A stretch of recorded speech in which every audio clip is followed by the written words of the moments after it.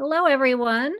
I am Lynn Carpenter from the Reading League New York, and I am so excited, as I know many of you are who are watching live and who are watching the recording, to welcome Dr. Marnie Ginsberg. We have close to 1,000 people who registered for this event this evening, so I know that this is a topic that is of interest to a lot of us. So I'm just going to do a brief intro for Dr. Ginsberg, and then I'm just going to turn it over to her so we can get started. This event, once again, is coming from the Reading League New York. We are one of the state chapters of the Reading League. Dr. Marnie Ginsberg is the founder of Reading Simplified, whose mission is to support busy, overwhelmed teachers learn a research-based system of effective and efficient instruction that accelerates all students' reading achievement. Marnie's surprise at finding so many of the middle school students in her classroom reading well below their grade spurred a passion for finding and disseminating solutions. What followed included private tutoring, university research, the creation of an evidence-based reading program, and ultimately the development of Reading Simplified. So I'm going to turn it over to Dr. Ginsberg. Thank you. Oh, thank you, Lynn. And thanks to the Reading League of New York and all of you who are interested in this topic. I think it is very cool. And I hope that by the time we're done, you think it is as cool as I do. I think it's cool because I did not learn about this in my undergrad, my master's, or my doctorate in reading. And yet it's now becoming one of the most frequently included measures in recent reading research. So there's something there, and I want to explore that with you. How many of you learned about set for variability in college? I would love to see the chat on that question. Yes? Why? No? We're going to be talking today about the second decoding strategy you need to know, set for variability. And I've got so much packed in, so I think we should get moving, but I'd love to see that chat. Did you hear about set for variability in college at all? So chat is disabled, so you can put it in Q&A. Oh, I'm sorry. Okay, I gotcha. Thank you. That's my mix-up. And I apologize. Also, as you're going, if you have any questions while we're going through, while Dr. Ginsberg's talking, please feel free to put them in the Q&A. Okay, we've got a big fat no all the way down. Christina's lucky. She's heard of it, but almost no one has heard about it. So hopefully this will be of use to you guys. Let's jump in. I'm going to share a gift with you at the end, a link to get some slides on how to give feedback, and they even have hyperlinks to watch videos. And because set for variability is really all mostly tied tightly to how to give feedback, and also for those of you who are reading nerds, there'll be references for the set for variability articles that I've used. And now I want to play this game. How many of you have heard of the game Incoherent? It's a fun game. If you want to play it with kids, I encourage you to check out the family version. So what you do is you draw a card and you read it, but it's not going to make any sense. So you have to figure out how to change the way you read it to turn it into a phrase that actually seems like a real phrase. Are you with me? So read this out loud to yourself and then figure out what could this mean? Can you type it in the Q&A? It's not going to be a classic Q&A. Oh my gosh, somebody was really fast. Shasta, nice job. She's demonstrating set for variability of a form. Way to go, Shelley. The first pronunciation that you tried, Dick, Doc, Fay, Miss, that's not right. And you needed to correct it. And so you switched into TikTok famous. That is the oral version. Well, actually the reading version of set for variability. Here's another one. Well, there's the right answer. Okay. One more. Are you ready? Go.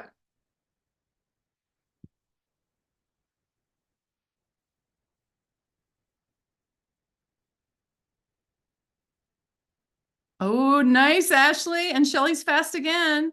It's complicated. That's it. Hid, scum, plug, hated. You obviously have to play around with the sounds and words, and you have to connect it with meaning. And that's what you're doing with set for variability. So set for variability is a skill that a reader uses to transform a pronunciation error into the correctly decoded form. Another nicer way maybe for us to go here and tell your teacher friends, maybe it's easier to use the definition of mispronunciation correction. If you're a reading teacher, you see kids making, well, even if you're not a reading teacher, if you're a teacher of any kind, you have kids reading, they're going to be making reading errors, right? And so when they come across the word said and they say said, they've got to go from said to said. You've seen those errors before, right? Well, they need to apply this strategy of set for variability to go from said to said, just like Shelley did to get to TikTok famous. So here's what I want to share with you today. I think set for variability is important because it is strongly related to many word reading measures. And there's growing research to show that it may be a second important decoding step. So we're not talking about it in a lot of our reading programs. So that's why it's important. And third, what we might want to shift our instruction based on set for variability and some other movements in the field, like statistical learning and self-teaching theory. So how many of you have a reading program that basically has this model? It's not 3Qing anymore, thank goodness. But even in a systematic phonics world, there's still some things we need to improve on because this is the typical model, and research is saying maybe not. First, you want to recognize letter sounds, then you put those letter sounds together by blending, and then you identify the word. Is that an equation, so to speak, that your reading program is depending on? I would love to know. Have you seen that kind of thing, either with a current program or ones you've used in the past? Okay, I'm getting some yeses from Megan and Lisa and Jill. Thank you. Well, we need to expand on that. But you can see here, this is like an IES practice guide. They're like the pinnacle here in the US anyway of synthesizing the results and the research. And they say, number one, teach students to blend letter sounds and sound spelling patterns from left to right within a word to produce a recognizable pronunciation. That is basically the formula that you just saw here. And it is gold. We need to do that all the time. We need to teach kids the phonics and we need to teach them how to put things together. But that's not enough in English, especially because English is so dang complicated. Like the said example, why isn't AI saying A? So this is the formula that I'd like for you to leave with. This is the only math we're doing today, okay? Let's plug in there after learning the letter sounds and blending the sounds, set for variability. Use set for variability. Use the strategy, like Carrie writes, to try for the real word. And that's especially important because kids don't, maybe they don't have the skill yet, or the words are hard, like the word said if you're a beginner. And Elbro and his colleagues in 2012 even had this in the title. Is this a second step in word decoding?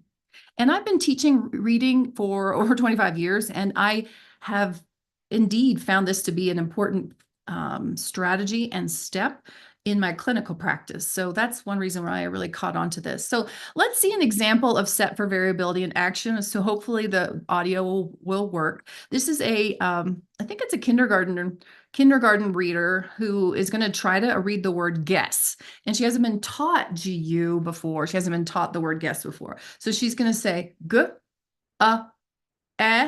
and then she's going to flip right into guess. So it's going to go fast, but look for that. So why would that be set for variability? Because she realized g is not going to get me anywhere, but she probably read the S in the ending in her mind, but just didn't say it out loud. That's what I'm guessing.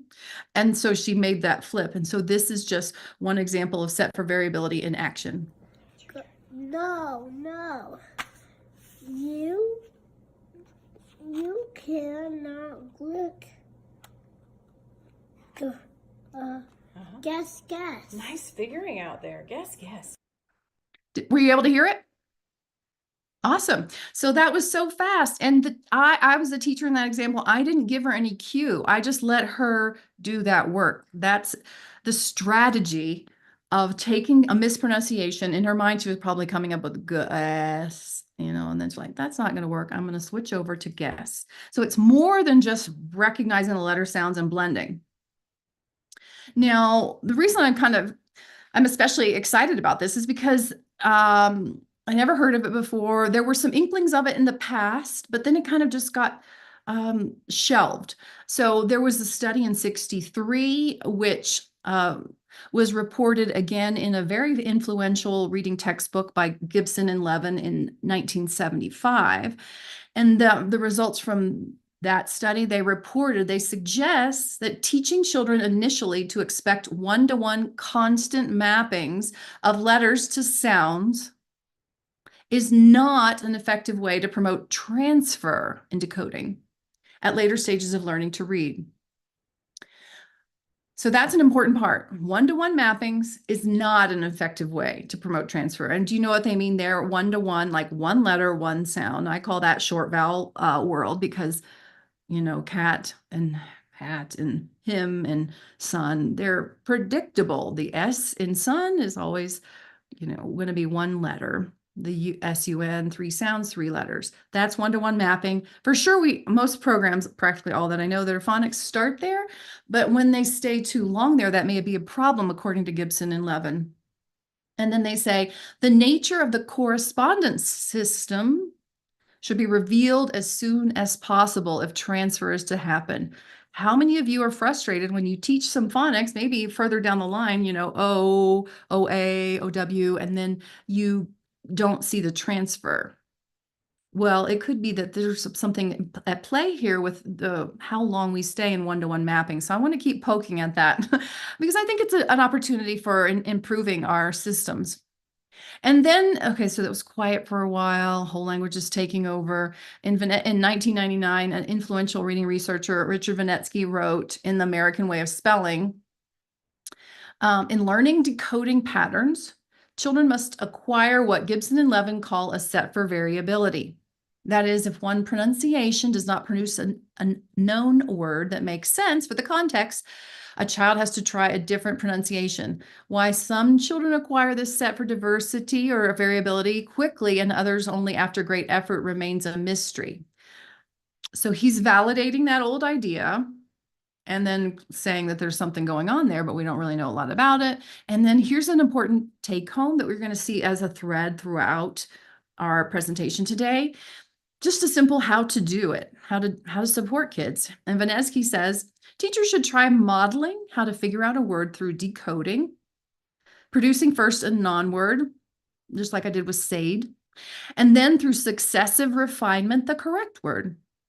Students should be asked repeatedly, what other sounds could that letter or digraph, etc., have? Or do you know a word in which it has a different sound? So it's asking these prompts of the student when you're in the middle of reading, what else could this be? That's a nutshell of how to put this into action tomorrow. So so far we're just talking about the history, and I'm going to pivot now to, based on that history and the theory that they're presenting, is to suggest my personal opinion based on the theory. And I'm going to come back to this again, but I think our contemporary systematic phonics scope and sequences are ignoring this advice that they're spending too much time in one-to-one mapping, and they're not really teaching kids the nature of the code as early as they should. Remember, that was one of the points in Gibson and Levin's seminal book. The nature of the correspondence system should be revealed as soon as possible. So if you are spending a whole year in kindergarten or as a reading interventionist and it takes you 9 months to get out a short vowel land where you work on CVC and then CVCC words like help, held, and must, and CCVC words like stop and block, and CCVCC words like stomp, and 6-sound words like sprint, all with short vowels. If you do that for a whole year, you're staying in a one-to-one mapping for the whole year. You're not teaching the nature of the code, nor are you giving them enough data about the code, because set for variability is based on having knowledge of the code. So Diane McGinnis in Why Our Children Can't Read from the 90s emphasized the importance of not just staying in one-to-one mapping. And all the programs that I've used and developed have been built off of her work. So I really admire her. She says these are the things that you need to understand about the code. And number 1 through 3, these are things that we teach when we're teaching systematic phonics, even at that short vowel world level or the one-to-one mapping. We teach symbolization, that letters are pictures or representations of sounds in speech. This is like the alphabetic principle. Almost all phonics programs does that. Transitivity. The letter B is B in the beginning, the middle, or the end of a word. Most good systematic phonics programs are going to do that even at those early stages. Reversibility, that you need to be able to decode and encode in their reversible processes. All of that is great, but it's not folding in these other things that are really important parts of our code. Spelling alternatives, the sound O. It would be nice, if we were teaching Spanish, our job would be a lot easier. The O sound is not just one spelling. It's O as in go, and O as in home, and O as in show, and O as in boat, and O as in toe, and O as in though. And then we also have code overlaps, like the EA could be E or or A.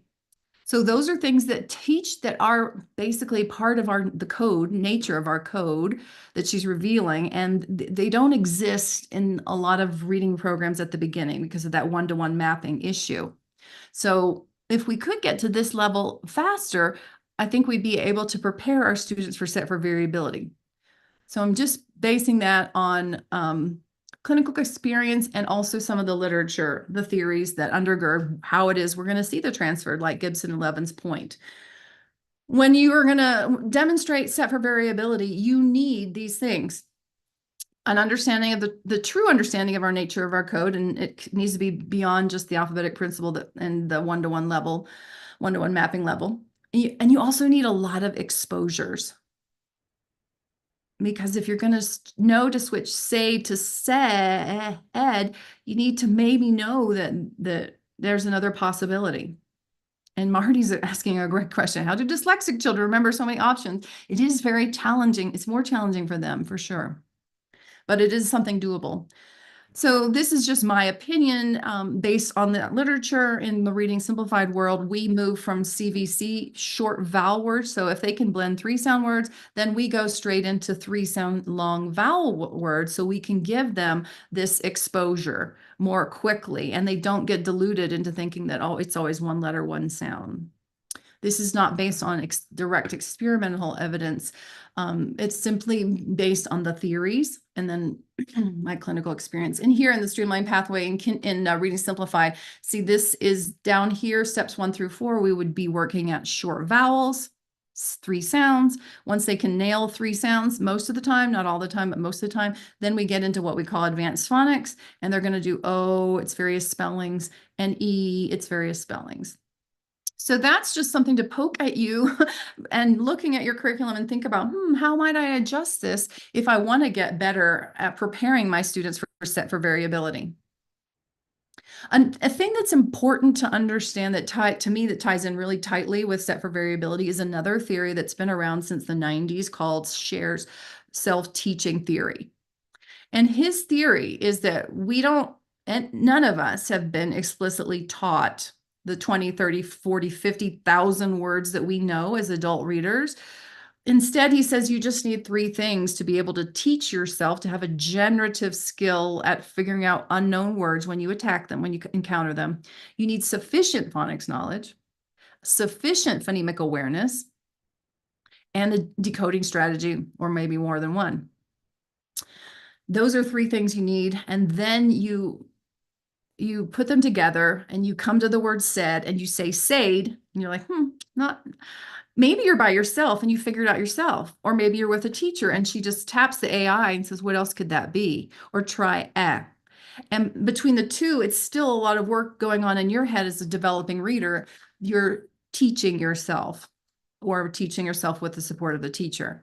And this is one of his important, examples to show why it's not possible. By the time you reach high school, you probably know, graduate from high school, you probably know about 20,000 words if you're a typically developing reader, maybe much more.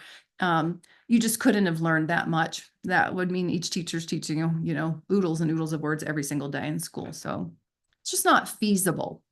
There has to be another explanation. This is not to say that we don't need to be explicitly taught phonics. That's indisputable. So we need this information. It's just a question of how much do we as teachers have to cover, how much do we have to control, and how much does the student have to generate on his or her own. And that's a tension that I think we should be feeling more with our curriculum. Dr. Ann Cunningham is a very influential reading researcher as well. She's written several times with Keith Stanovich, and she writes along these same lines. And the complexity of the orthography or our spelling system can be built upon, so that once you've got that kind of basic consonant, vowel, consonant core, you can add vowels that are more complex and different orthographic sequences that children have difficulty with because they have an anchor, the anchor being this three sound words. They have something to hang it on with, this core consonant, vowel, consonant sequence. So she's wanting us to move, past that CBC to add in the tricky vowels, which is, I think, which is the message that I'm trying to pass along today. So Scherer, even though he didn't use set for variability in 95, he did say basically the same concept. He said, how are you going to be able to do this generative thing? Well, it depends on partial decoding, on phonemic awareness, and sensitivity to contextual constraints, and the reader's willingness to test multiple alternative pronunciations for goodness of fit. So that's what set for variability is. You're testing alternate pronunciations. Now let's get into the modern world and back into science really much more concretely with experiments. So we saw that was happening in our history, but it kind of went silent. And then in 98 and 2012, Tunmer and Chapman came up with a test of set for variability, which we didn't really have before, or at least it wasn't popularized. And so they used this oral test, not that dissimilar to the beginning game that we played, Incoherent.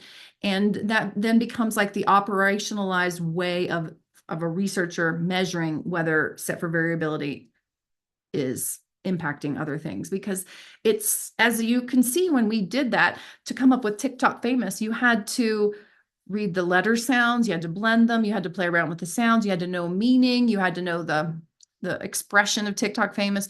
All of that is a lot of different pieces, as you know, that reading is complex. So to be able to take one little component of the system out, they have to have some kind of isolated test. So it's operationalized as this oral only test. So let's play this game. This is how researchers have been doing it in recent papers. Let's play. I'm going to talk to you like you're one of my students, okay? In a set for variability measure. Let's play a word game with Alex. Okay, Alex is going to say a word, but it's going to sound funny. Try to guess what word Alex means. Okay, ready? You guys can put in the answer. The word is mother. All right, you guys are fast typers. The next one is breakfast.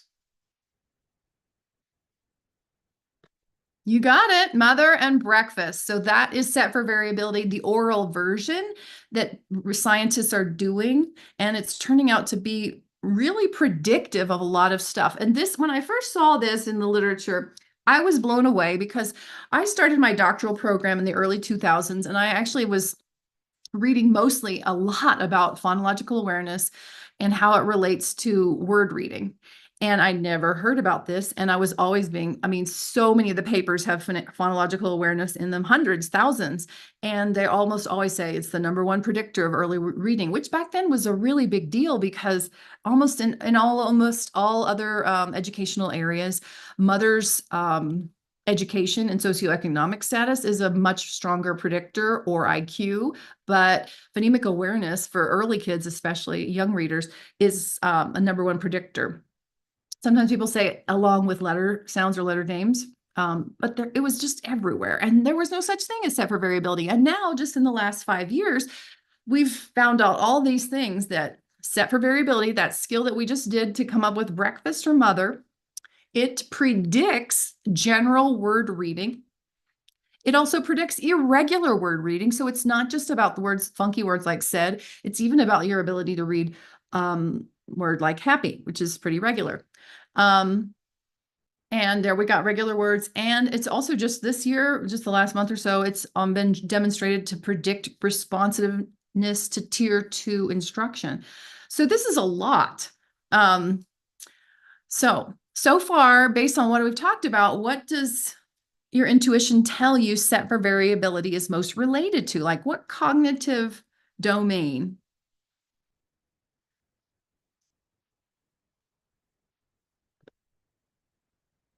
Oral language, context, good, good. This is, what else, you guys?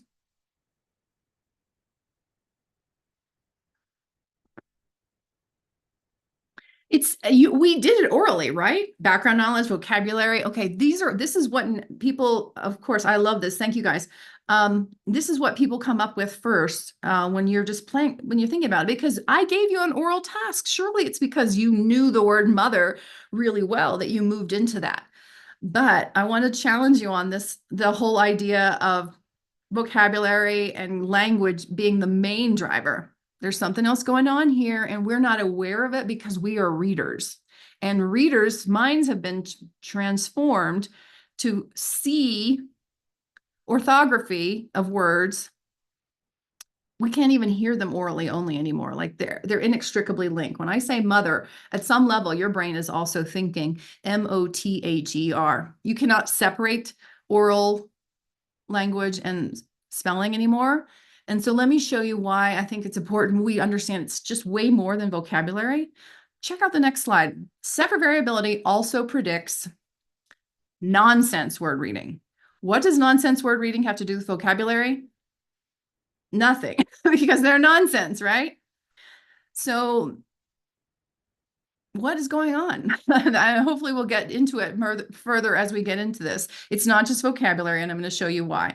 This is a really cool study by Stacy and Edwards and colleagues at Florida State University. They're doing a lot of the cutting edge research on this. And they say that the relationship between reading and set for variability is explained this way. Quote, the results suggest that set for variability accounts for a significant amount of unique variance in word reading over and above other important early predictors of reading. Like what I used to talk about. I was always thinking phonemic awareness was one of the early predictors. Comparatively, the additional variance explained by set for variability was much larger than that explained by PA. Well, they use phonemic awareness measure in that test. When competed against other predictors of word reading, set for variability was the strongest predictor, completely dominating phonemic awareness, RAN, rapid automatized naming, vocabulary, and attention.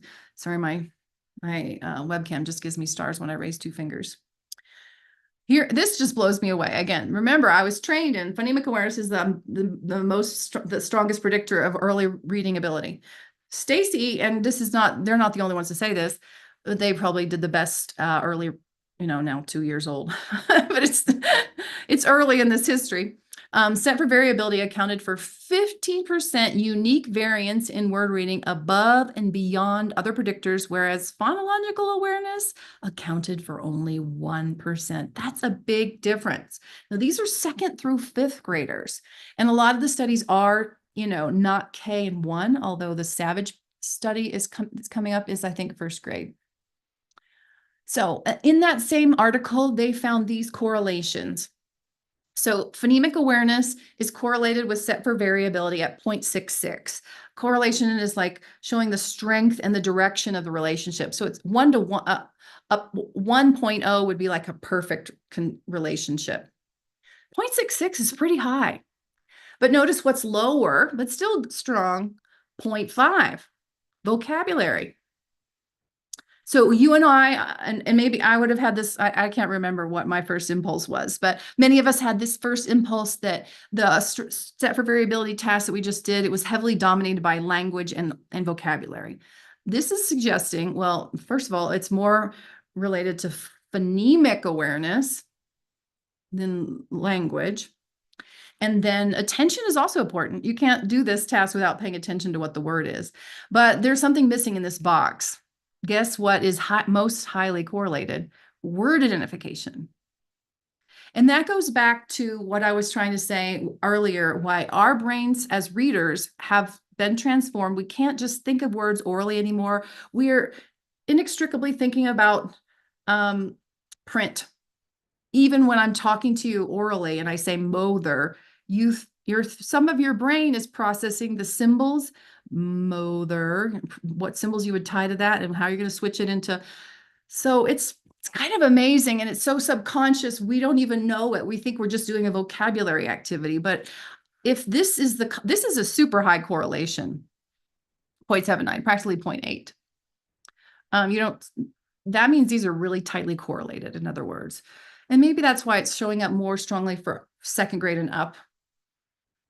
It's still early days because those are kids that have actually started to get the code ingrained in their mind, whereas a kindergarten kid might not. So what's going on in the reader's mind? Let's talk about it in terms of the triangle model of reading. How many of you are familiar with this work? Often cited by Seidenberg and McClellan. Other people have expanded upon it. Their theory of this model is that we are learning to read words through the interaction of these three domains, especially semantics or meaning and vocabulary, phonology, sounds, and orthography, print, spelling. Those are things that work all together, and we're just seeing how, when we do this task, we're seeing how they're interrelated and they're hard to disentangle. The model makes it look simple, but they didn't mean for it to be this unilateral or, one direction. It's not, and nor this simple. They have these additional layers showing things are kind of in flux, and there's a lot of things that are dynamic, and there's a phonological cleanup process when you're attacking an unknown word. So when you come to the word mother and you realize, that's not right, your phonology and your semantics are kind of like, problem. You need a phonological cleanup. So to me, it's interesting that they say phonological, because what do you have to do to change mother into mother? You have to drop out O and put in a. And that's a phonological phoneme manipulation task. So a recent study that just came out by Edwards and Stacy and colleagues, actually it's in preprint, but it's recent, and I think they've made a nice contribution here. They say the relationship between set for variability and word reading was significantly moderated by a word's spelling to pronunciation transparency rating. In other words, hat would have an easy transparency score, whereas the word aisle, AISLE, that would have a high negative transparency rating. And also a child's decoding skill. Obviously, a 5-year-old's not as good at decoding as a 10-year-old in general. Specifically, set for variability was shown to be more important under conditions that may lead to a partial decoding, such as when decoding skills are low or words are irregular. So just to reiterate that, basically, you and I need set for variability for these two reasons. Sometimes we may have limited decoding skill. So that's a kindergarten student, if they've always been in a one-to-one mapping situation and you throw at them the word although, they have limited decoding skills, right? They've never heard that O-U-G-H could be one sound. But it's also true that some words are just less transparent. And so that's going to make you need to rely on set for variability more. So hat is not very hard. That's, that you probably don't need set for variability that much unless you don't know, if you have weak decoding skill. Have is slightly harder, right? Because you might expect this A-E to have an A sound, and it doesn't. But of course, that's not nearly as challenging as the sounds in the word aisle. These are two examples they use. So there's a progression of difficulty. And so these are the two places where you're going to see this need for set for variability crop up. For those of you who teach kindergarten, first grade, second grade, or anyone who's struggling, you're going to have number one all the time, right? Because your kids have limited decoding skill at this point in time before you get started with intervention. Kearns and his colleagues in 2016 was thinking that this set for variability really connects the phonological processes And I agree, there's certainly an important element, but then there was another study that came out in 2019 that said, yeah, we agree, but we speculate that there is also an orthographic or spelling component. And that just hopefully takes you back to the triangle: semantics, orthography, and phonology. So I think there's a lot of weight on the OP angle of the triangle, the orthographic to phonological, because that's where word identification is. And remember, word identification was the highest correlation. So that's a little bit about the history, why it's important, why I'm kind of surprised that I didn't know about it, and now it's coming, it's exploding. It's to be more predictive than phonemic awareness for second grade and up is kind of blows my mind. And now there's some early experimental evidence, can we actually teach this strategy? So I'm going to go through some experiments on this.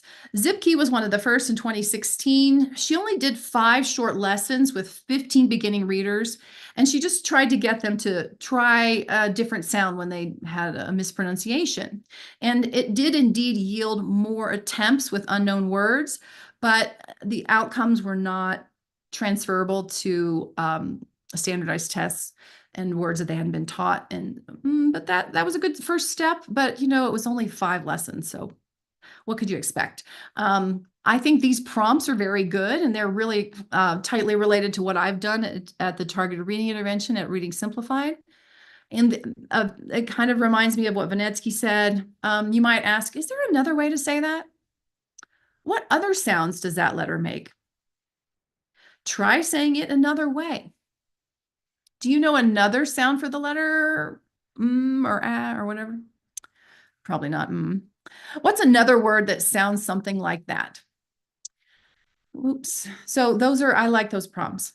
And if you stick around the end, I'll send you a link where you can get some prompts that are similar to this that we use regularly at Reading Simplified. So it's tentative. It's promising, but just very tentative. Then Dyson, the next year, did an intervention with set for variability with 160 minutes. So it's a little bit more young children, 5 to 7. And she did set for variability with vocabulary instruction. Again, this kind of comes back to what you guys were thinking. It must be a vocabulary activity. That's why they put this into their intervention.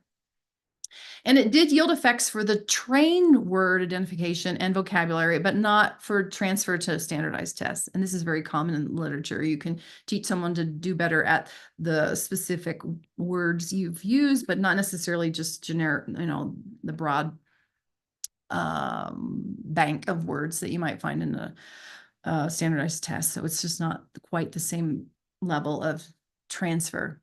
So here's what they did. Say the word out loud, decide if you've read or heard that word before, think of a word that that sounds like this, choose a word that sounds similar, check to see if the word makes sense. So this is not that dissimilar to the previous intervention, but then they also included vocabulary. I think it's important to do that as an experiment, but really it's kind of muddying the waters, because it's not just focusing on the set for variability strategy, it's teaching vocabulary. So it's getting what's the direct thing that causes the change? It's harder to say. They did conclude, though, it is relatively easy to teach children the strategies that allow them to correct their mispronunciation of irregular words. And that's interesting. They were still focusing on irregular words. That's kind of the history of this. Initially, that was what was thought was where you need it, with words like said, not words like hat. How many of you have seen this with your own students that you say, well, what other sound could that be? Or can you try another sound? Or that is not probably unfamiliar to all of you. I just want to oh, good, Joy, you've seen it. I want to embolden you to use it more and maybe think more about how you can develop it today.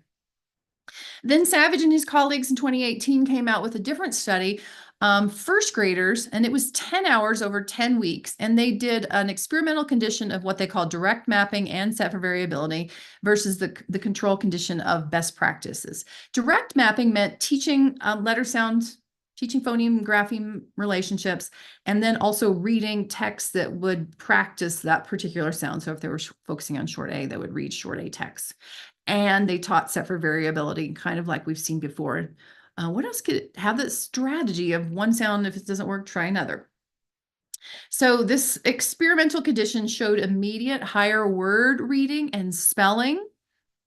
And it even had better word reading and sentence and comprehension 5 months post-test, which is a nice milestone to hit because it probably means that it was like not just a passing thing.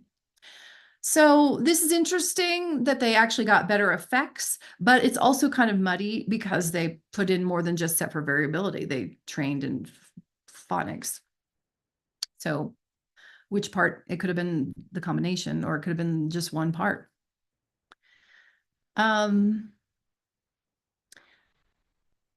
So when they taught set for variability, they taught primary vowel digraphs like OA or EA or AI. Well, maybe not AI. Yeah, there's a couple of different variations on AIs, and they're obviously with the set example. And then their variations. So they taught the vowel, the primary, and its variation. Like for EA, they would probably have taught E as in each first, and then as in head, and dead and bread, and A as in steak. And they would teach them to flip the vowel. Tracy's used that strategy. Good. They mentioned that it's important to note that they were really emphasizing that they were teaching a strategy. And that's why it's important to have that new formula, not just, oh, it's letter sounds plus blending equals a word. No, you actually have to add another strategy, not just blending. Blending is essential strategy, but there's a second decoding strategy to be able to do this flipping, especially in a language like English where there's so many unpredictable vowels. Now, Stacy Elliman, Lovett, and colleagues, they in 2016 studied set for variability in the context of Maureen Lovett's work. She's been doing strategy on phonics in general, and specifically how to cope with variable vowels, where like EA could be 3 sounds. And so they teach this vowel alert strategy. I think this is cute. So this is what you do. You stop at the vowel you're unsure of. That's the red light. Be careful and try both vowel sounds, yellow light, and go when I get the correct word, green light. So you might like to use that as an analogy. They did this with older students, 3rd through 6th graders. They did the FAST, which was the strategy version, plus traditional phonics instruction. And the FAST kids did better with variable vowels, EA, OW, but it didn't transfer over into better outcomes overall. So it was kind of incremental. It was like promising, but not quite a slam dunk. And then in 22, also we had Colin Brander and colleagues work with 85 kindergarten children. This is interesting, but it's also kind of low dose, just 12 irregular words and 3 sessions. They had 3 conditions: look and spell. So you look at the word, said, and you spell it.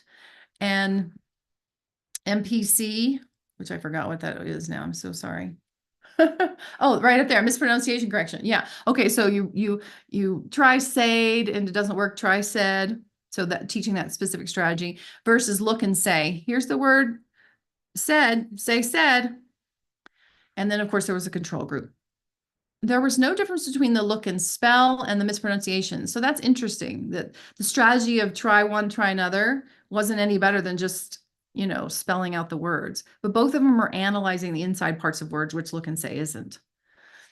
And again, it was no generalization to untrained words. So we've gotten some promising early signs that when we do this as teachers, we're probably going to make change, but it's not been a slam dunk. And I think a lot of this has to do maybe with the fact that the interventions haven't been as efficient maybe as they could be, and they haven't been of enough intensity. That's my personal opinion.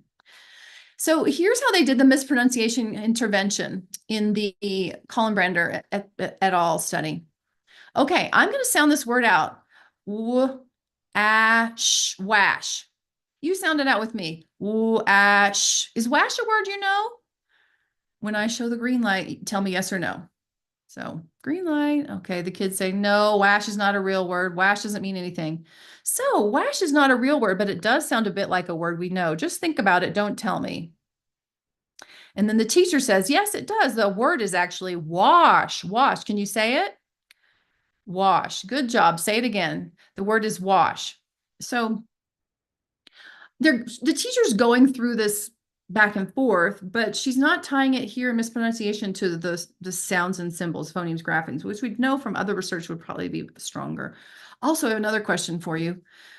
Thinking about what's going on in that script, who is doing the work?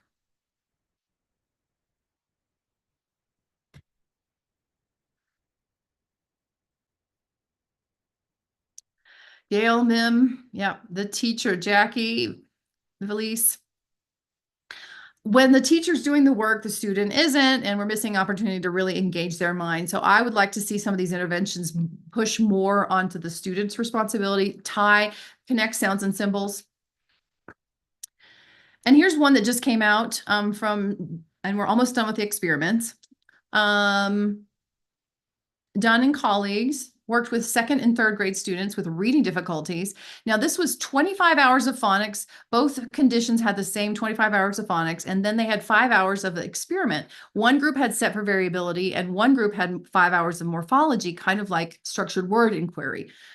And they found that there was actually no difference. Both of them grew a lot. These are pretty strong effect sizes, but there was no difference between set for variability and the morphology study. So that's interesting. So I went through the main experiments where they try to change student set for variability and get outcomes. And we saw mixed results. But I think there's other ways of looking at it to know that there's other suggestions of what might be effective. So Savage's research, especially done here and the previous one from 2018, I believe, they were doing multi-component. So they weren't just teaching set for variability strategy, they were also teaching phonics, letter sound knowledge, and they were having kids read words. So I would call that a multi-component research study. And we did the same thing back in the day for me when we were developing the targeted reading intervention. And I did not know the term set for variability, but I did put that strategy into this reading intervention, mostly probably because of my clinical background. I can't actually remember. So the targeted reading intervention has been studied since in depth since, well, we started in 2005. And one of the earliest studies was in the elementary school journal, and we got effect sizes of 0.4 to 0.7 in all 4 domains that we used.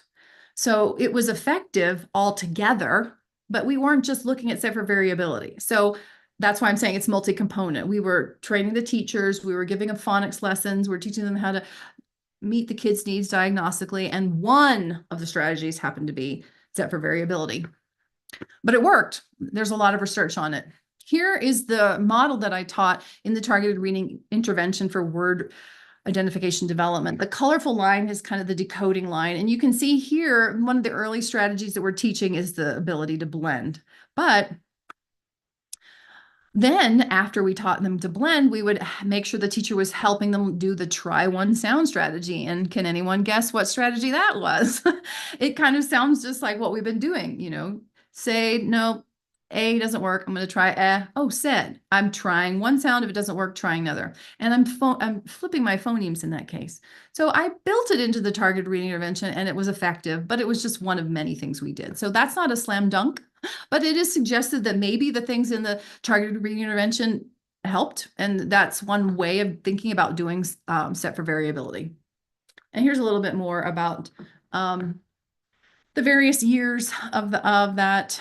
It's on the What Works Clearinghouse, and many organizations that analyze experimental evidence and interventions have validated it. And also in evidence for ESSA, which is kind of like the What Works Clearinghouse, they report effect sizes of the studies they've analyzed, and the targeted reading intervention has one of the highest effect sizes, even though it was only about 5 hours for a typical struggling reader, which is a really low dose, right? So it's a pretty big deal to get over 0.5 effect size for just 5 hours. So it's an effective intervention in general based on the experiments. But again, set for variability was just one of many components. I also put the same thing in, again, before I knew the term set for variability. I put it into Reading Simplified based on my experience developing the targeted reading intervention. Here you can see first we teach blending, and then we teach Flex It, which is just another term I developed to represent set for variability. I like what Emily says. I think the benefit is when the strategy becomes a habit, that the student has habitualized the thought process of being able to flex the sound. So true. And that can happen from day one of our instruction, even when these kids don't know anything about the code. And Reading Simplified doesn't have any experimental evidence yet, but we have a couple of evaluations from American Institutes for Research, and they have shown some really profound growth. But again, Reading Simplified is not just about set for variability. That's just one piece of the puzzle. So this 2 schools here just last year saw a 40% growth on their DIBELS in their implementation of Reading Simplified. So we've covered the experiments, and now let's talk about, with set for variability, let's talk about what's that going to mean for your instruction tomorrow or next week. So I think it's an opportunity for us to make diagnostic and instructional enhancements. So now I'm going to be talking more about my opinion based on the set for variability research and other theories, which are really, really robust and have a good research base, but I don't think they're always getting put into practice into a lot of our systematic phonics programs. So I'm using science and theory to come up with these, but also my clinical experience. So these are some of my tips. Remember what Gibson 11 said from the beginning. If more than one phoneme is represented by a single grapheme, the child should be introduced to both correspondences very early in training. Again, that's why I'm saying let's abandon one-to-one mapping as fast as we can so that they can get what Emily was talking about, this habituation. You can't have the habituation if it's always very predictable what the code says. So here's one strategy. I bet you guys have used it. I just want to kind of label it. Hey, this is a set for variability strategy. When you have kids cut up words or sort them somehow, these are all words that have the OW spelling, but it can be OOW as in the O in go, like the word slow or show, or we could sort it into the ow as in cow. So just sorting one spelling, multiple sounds is a way to get kids to realize, oh, this is how the code works, and I'm going to put this strategy into action. So here's an activity that you could do. These are all OW. Is it ow or is it O? And you can do this with other sounds, like all the individual vowels. A can be A or A, and even okay. But also EA is a good one, like we mentioned before. The other really easy thing is to coach this in connected text. And again, I hope we can do it from even when our little readers are baby readers and they can barely read hat, we can still coach them. When they get to hat and they say A, maybe because they can't remember the sound and all they know is the letter name, which happens, right? We just point to that A and say, could be, what else could that be? So when they're at their very beginning part of their word reading development, you can still be coaching set for variability in connected text or in reading, in reading a word card. So you're probably already doing that. I just want to validate it, label it, and make you more aware that you're doing it. You're teaching the second most important decoding strategy, in my opinion. So here's an example of a boy who's, I think he's upper elementary. He's 2 years behind-ish, and he's reading a text, which is kind of hard for him. He's going to read this word patriot. I think he first says parrot, and then I make him read each chunk, and he comes with pay-try-oat. And notice I'm not saying a lot, but he's going to do the work. And this is him using set for variability in the context of connected text. Crowd the streets. Alex became a parrot, a patriot, patriot oat. Good try. Patriot? Nice fixing. I like how you did that. He became a patriot. What does that mean? I don't know. It's someone who's faithful to in this case. All right. So Parrot, patriot, patriot. Do you know what that is? No. So he came up with patriot without me saying any of the vowel sounds. And even though he didn't know the meaning, and that is not uncommon because he, as a native English speaker, he had probably heard that word at some deep recesses of his mind. So it's in his phonological memory that it's probably patriot. Or maybe it sounds like an English word. Back to what, like kind of what Emily's talking about with the stress of different syllables. And so then, of course, I gave him a vocabulary definition of it. But it's kind of cool. Think about it. He didn't even know the meaning, but he still decoded it with a lot of support, of course. But the scaffolding was not about, certainly didn't just give him the word. And I didn't even give him, oh, try A here. Now, you certainly can go and say, try A here, but I was trying to lay back and first let him do as much work as he could, and then only provide what was needed after frustration. So here's my general from least to most feedback that I typically try to follow. I want to put the burden of the work onto the student and let them surprise me that they may know more than I think. So if they come to the word patriot and they say patriot, I can just tap the A. And the tapping is a nonverbal way to maybe give them the opportunity to fix it themselves. Okay, that's step number one, the least kind of feedback. Probably the least feedback. Maybe I should put 0 is just to like do nothing and just wait for him to figure it out. Number 2 would be tap the A. What else could this be? You haven't given him the answer, but you're just prompting him with a strategy, right? Number 3 would be you're kind of giving him a lot of the answer. You're not giving the word patriot. You're just saying, well, try A.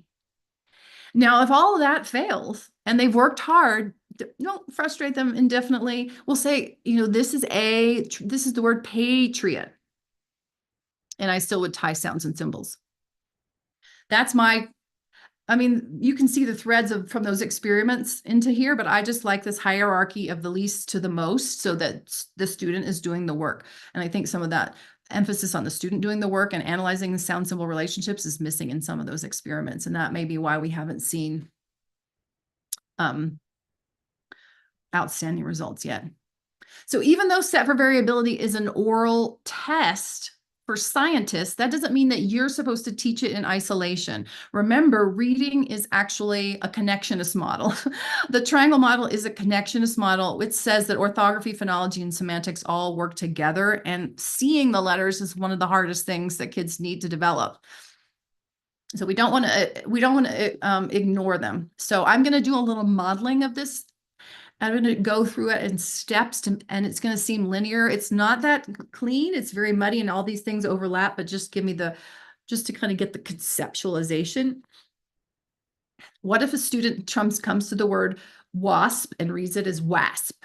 Reasonable enough, right? So what are the steps that student might do given this connectionist model of reading? Well, first the student's going to think, ah's probably not right. I'm going to throw out. And then I'm going to put in I'm going to put in wasp. Wasp. I know that. And that brings up semantics, meaning, vocabulary. Okay. And now maybe that helps the child solidify it with WASP. The orthography of the spelling is wasp. Now I'm getting I've done it wrong so many times. I'm getting twisted up. Wasp.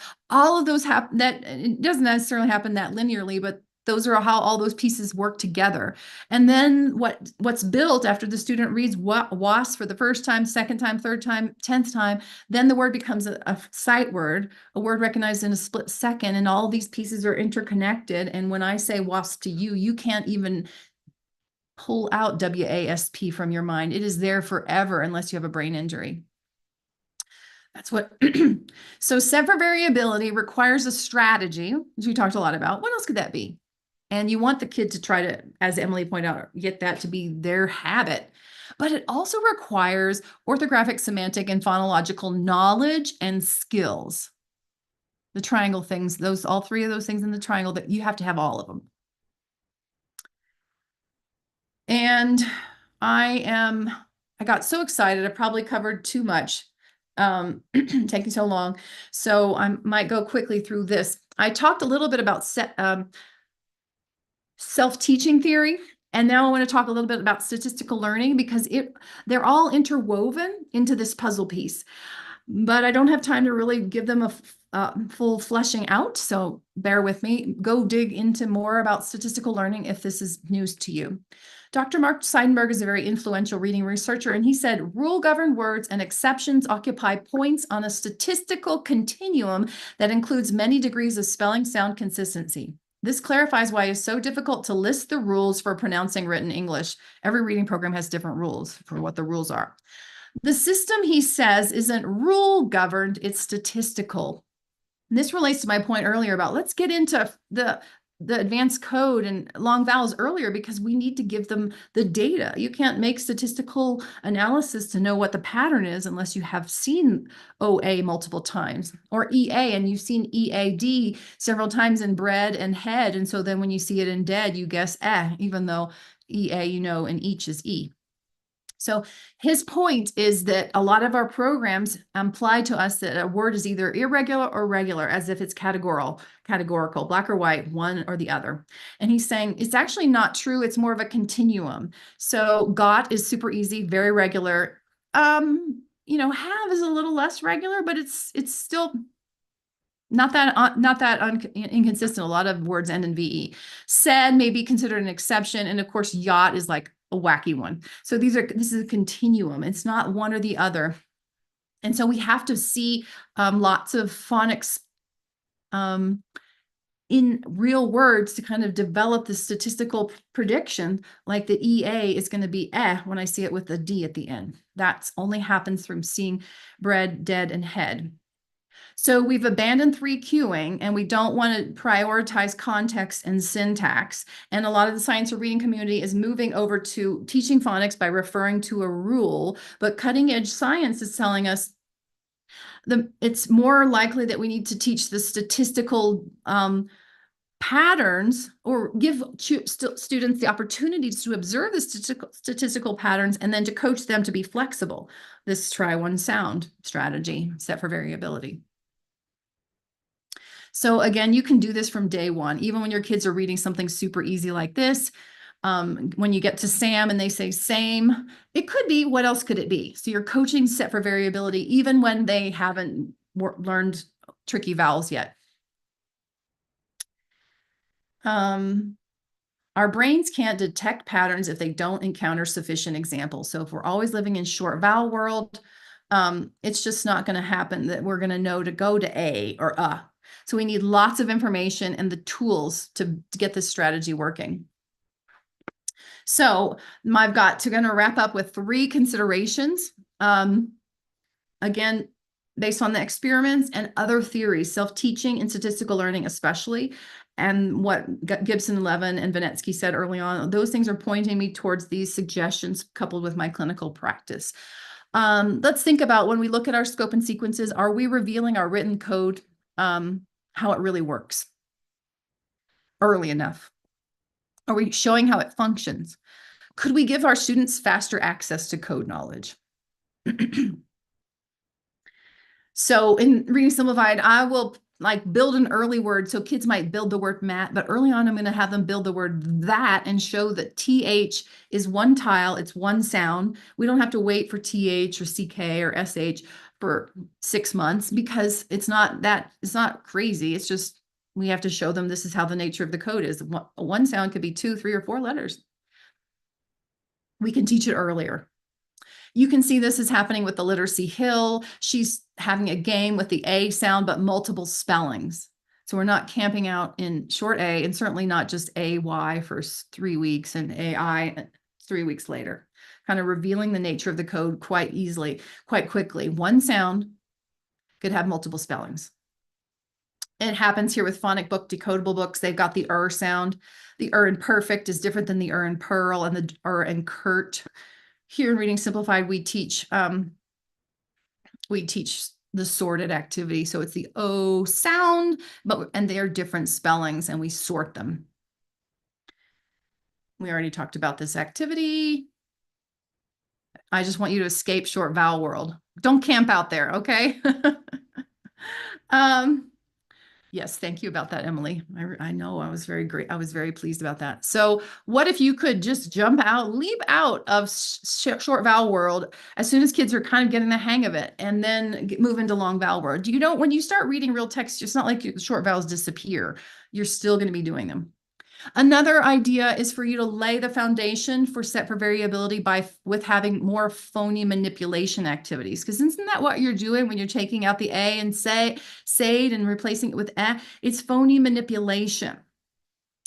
And in 2015, Dr. David Kilpatrick wrote this book in this book, Essentials. He did an analysis of highly effective intervention programs.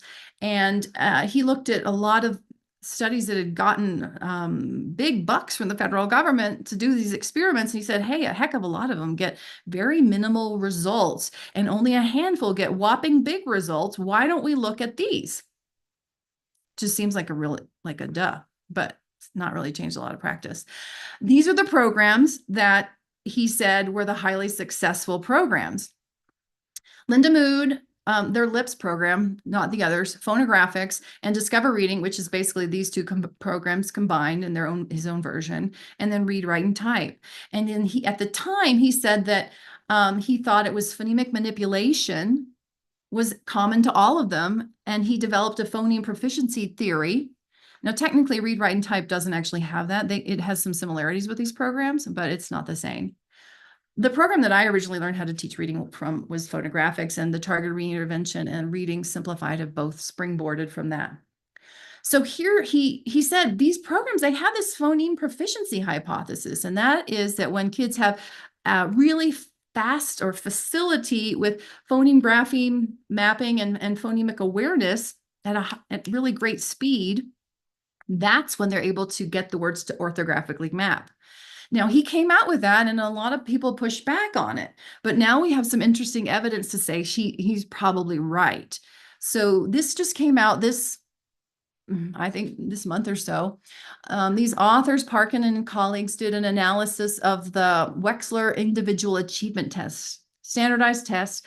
It's kind of hard to, these are really highly validated measures. And they said that the phoneme proficiency hypothesis posits that efficient responding to phoneme manipulation tasks represents the level of phonemic awareness required to develop orthographic mapping. Again, citing Kilpatrick. Does that make sense? Phoneme manipulation tasks, it's showing what a facility that enables a kid to decode a word to turn it into an orthographically mapped word, a word that becomes a sight word. Many aspects of the results with the Y-4 conform to expectations from the phonemic proficiency hypothesis and provide important validations for interpreting this measure. The phonemic proficiency subtests demonstrated a consistently large effect on pseudo word decoding, which is highly related to word reading, controlling for language. So they have this measure in this achievement test, and it's very predictive of word reading, and it does, and so it probably is true that phonemic proficiency as measured with the phoneme deletion test is probably something that really makes a difference for kids. So take out your word chaining activities and make them harder and harder phonemically. That's what we do here at Reading Simplified. It's a phonemic manipulation task. Don't camp out in 3 sounds, move to 4 sounds, and then 5 sounds, and then 6 sounds, and even challenge kids with nonsense words. So you change text to next, and so on and so forth. Many programs are doing word chains. A lot of times those programs are emphasizing, let's learn a new phonics bit of information. That's not bad at all, but you can also push their phonemic proficiency by increasing the difficulty of the phonemic awareness task by making it harder and harder to manipulate. And my final consideration for you is, should we rein in how much we control text? Sometimes people brag about, my text is 100% decodable. Well, is that really good? Is that showing the nature of the code to the kid? Is it giving them an opportunity to play around with sounds? Like Gibson and Levin said to us at the beginning, that children need to know that there is variation and they need to have a strategy to transfer it. How many opportunities for challenge are we granting our students? Are we doing the work? Is the text so easy and predictable that they're not learning the nature of the code and getting enough opportunities to try one sound, and if it doesn't work, try another. And Tim Shanahan was kind of reiterating this a few years ago when he was talking about set for variability. He said, explicitly teaching students alternative pronunciation choices is important, but it is also best not to overuse decodable text with kids. Such text may provide valuable concentrated practice with sound symbol relationship and spelling patterns, but may also mislead students as to how English orthography works. So I don't want that to be like, oh, throw out the decodable text, just like you last year, you threw out the level text. No, I think he's saying, and I would agree, it's a continuum, and be aware of how, if you camp out, again, camping out in decodable text for months or years, you may be misleading students as to how the nature of our code and giving them opportunities to practice alternative pronunciation choices. Okay, so I think I should wrap it up. Here's my final message to you. Look for set for variability in action. Your kids are doing it. And make sure that they're reading aloud so you can catch them doing it. Notice, are they good at it or are they not good at it? So, and then do more reinforcing of the set for variability mindset. What else could that be? That's all it is. Maybe this is where I'm getting on my more of the opinion side. Maybe you should release the code earlier, and definitely be coaching set for variability in text, and you should be reading a lot. All right. I took a lot of your time. I hope it was useful. Thank you so much for being here. Email me any questions. If you go to readingsimplified.com/give-feedback, you'll get some of these tips that I have, also with hyperlinks to video examples, and then I think all the references that I used today. Thank you so much, Dr. Ginsberg. This was amazing. Do you have time to answer a few questions? I certainly do. I would love to. I'm so into this, as you can see. So is everybody on the call. So there are a couple I'm going to go a little bit out of order. There are a couple that build on each other. The first question was, how much does students' knowledge, conscious or subconscious, of sound patterns in English play into this? And the second question was, writing on the question above, which I believe is what they're referring to, if students are very weak in introducing many sounds for the same phonograms in early stages, will that be very overwhelming? Yeah. And did you say, was the second question releasing that information, the different phonograms early on? Saying if you're introducing many at the same time, yeah, right. Is it just too overwhelming? Right. For question number one, the research has really not pinned this down at all. A lot of the researchers are thinking that you have to teach the variation, and that's what's in the Savage. There's two studies there, and there's another one elsewhere. They think you have to teach the phonographic, the phoneme grapheme relationships in order for the child to be able to do that flipping. I have observed, so, and then that's just what they kind of are writing in the articles, but there's no study as far as I'm aware that kind of says yes or no to that question. Mm-hmm. My clinical observation is that once you give kids that strong sound-based decoding approach and sufficient phonics knowledge, kind of back to Cher, they can deduce stuff that you haven't taught them yet. But it's just attention into question two. So like when I have an absolute beginner who doesn't know any letter sounds, I'm not going to teach them that A can be it can be A, it can be I don't think that's appropriate when they're at that baby beginner stage and they don't even know how to blend 3 sound words and they don't know the alphabet. But then I move them, so it's kind of a phase. So after they can do some of those early things that you need, like in the formula, learn some letter sounds, learn the blending, and we're getting that on, that's kind of underway. Well, then maybe you can add some more complexity, which is when I say in the Reading Simplified world, move from 3 sound CVC words into advanced phonics. Because you got some stability, like Anne Cunningham said, you have an anchor for how the code works. Now you can throw more confusion into the pot. Now, it doesn't mean it's random. Like our approach is to have sorted, where you teach one sound and multiple spellings at the same time, and you kind of practice that. You don't just move on to a new sound every day. So to the second question, yes, you'd have to be aware of where your kids are developmentally. And I don't think that anyone's saying pour all the phonics sounds on top of them in a week. I'm just saying, don't wait a year. Right. Thank you. Thank you very much. There's a couple of questions just asking a little bit more about how set for variability impacts results when using nonsense words in assessments. That's one question. The second question on the topic was, could you talk a little more about the relationship between SFV and nonsense word reading? Yeah, so crazy how you know, you wouldn't have expected that it when I talk to you about how to change mother to mother, that is going to relate to nonsense words. So I don't know a lot yet still about that question. There haven't been that many studies on it. But here is the study. You can go into looking at Kearns of 2016, Stacy in 2019, and Tumner and Chapman in 2012. I believe they've all found the association between set for variability and nonsense words. And the reason, in my opinion, it's associated is because basically set for variability, remember, it's really tapping something regarding word identification. What is word identification built on? Sound-based decoding, and our best measure of sound-based decoding is a nonsense word test. So I think that's why it's like with the triangle model, as our brains are taking oral language and merging phonemes and graphemes inextricably forever in our mind, that when I say a nonsense word to you, you're still pulling up sound letter strings. Gimbit, you probably are thinking Gimbit. Or, you're not just thinking what sounds came out. You as a reader, you can't disassociate. So nonsense words are just it's actually very similar. Set for variability being an oral task is a way to measure something that is kind of hidden, that explains something that's going on in the brain that's necessary for word reading in such a way like nonsense words.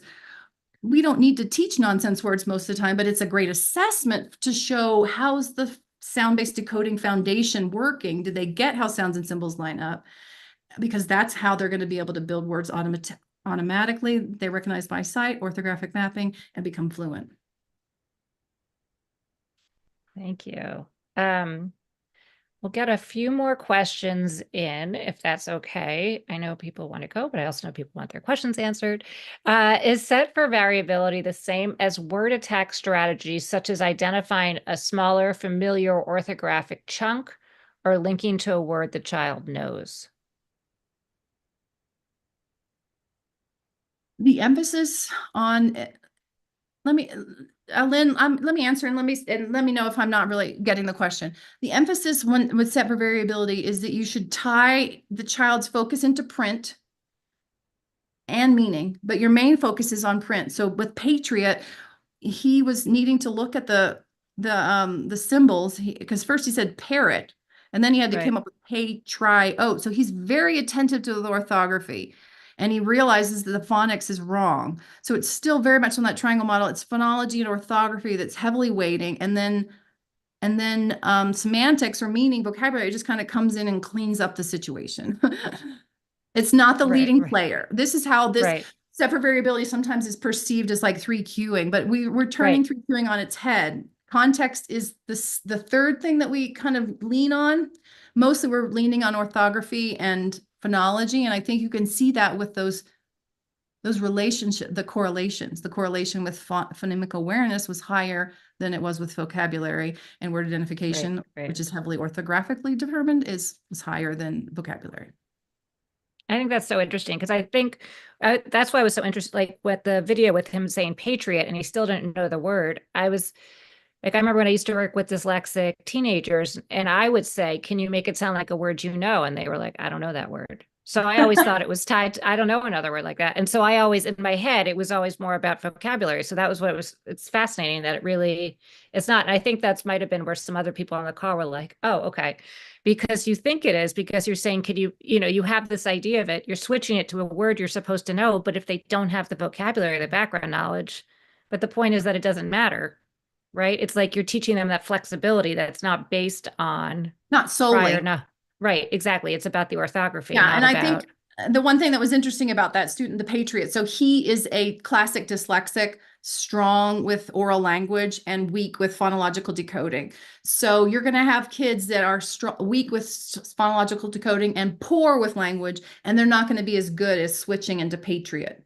And like he did, and you're going to have to do more of those steps like I did. And you're still going to need to build more of their language system. So I don't mean to imply that vocabulary and language aren't a player. It's sure. just not preeminent. Right. I think that's where it was tripping. That's where it used to trip me and my students Yeah, at yeah, least. it's more Right. intuitive. And the researchers, our first researchers, they seem to think that it was. Yeah, Gail, I do agree that it was in his oral vocabulary, loosely, like because we have words that we've heard that Right. we don't really know the meaning of, but we might know how to pronounce them because we've heard someone say them at some point in Interesting. time. So our phonological representations are this big, and our vocabulary knowledge is smaller, but they relate. Okay. Do you have time for one more? Okay. I have students who would say wasp with the short vowel and continue reading, thinking they had read it correctly. I realize this in another subject, but what do I need to do differently so that they are attaching meaning to the words? They Yeah, wouldn't realize that the short A version didn't sound right. yeah. Well, if you think that they should know that if they're native speakers and they should know that I actually don't know that word, then you want to stop them and hold them accountable for, are you making sense? Reading is not simply just blah, blah, blah, blah, blah. So hold them accountable at the word level. Wait a minute, I don't know the word wasp. Is that a word that you know? Then why did you not stop? Let's stop whenever you make a mistake, and then hold them accountable at the sentence level. What did we just read? And then hold them accountable at the paragraph level and at the chapter level. So it's really important to make sure that you're not letting bad habits run amok. And so I agree. I've definitely seen that. And I think it happens a lot when kids are older and they've had failure for so long that it's actually a very natural, reasonable strategy to be like, I just got to barrel through because nothing's working. What? But if that's why it's so important for us to be there as the coach and to say, well, what else could this be? And not to let them get away with anything. Okay, thank you so much. There are other questions. If it's okay with you, Dr. Ginsberg, I can always email them to you and include some of them in the answers when I can do a follow-up email for folks. That That's way, nice then. Yeah. that would be, that would be wonderful. And there was a question on if you're able to share the slides. So let Mhm. us know. Yeah. Okay, great. So I'll Excellent. share those along with the recording. And I will also and I also send some of those questions over. So Yeah, thank you so much for your time tonight. It was I very appreciate it. generous. Well, I'm Thank so you. glad about the interest. I think we could really Yeah. change the field if we understand this theory a little bit better. Do you think there's a way to snag all these questions? Yes, there Okay. is. Okay. Um, there is, and I'm going to figure that out. Thank you, Lynn. Um, and yeah, I believe, yeah, there is a way to save them, and I will do that. But thank you all so much for attending. Thank you to all of you who are watching the recording, and especially to Dr. Ginsberg. It was such an honor. It was funny. I was saying earlier to Dr. Ginsberg, I was like, Lynn Stone really recommended you, but wait, I could have sworn but then I knew there's somebody else where I heard your name, and it was when I attended the Holly Lane session as well. So Oh. people were just talking about you all over the place. Oh. And it just shows you the impact of your research, especially to have folks like that singing your praises. So Yeah, it makes you wide-eyed if you're in my shoes. Thank you. thank you so much. I hope everyone enjoys the holiday season, and we will see you again. Thank Bye-bye. you all. Thank you.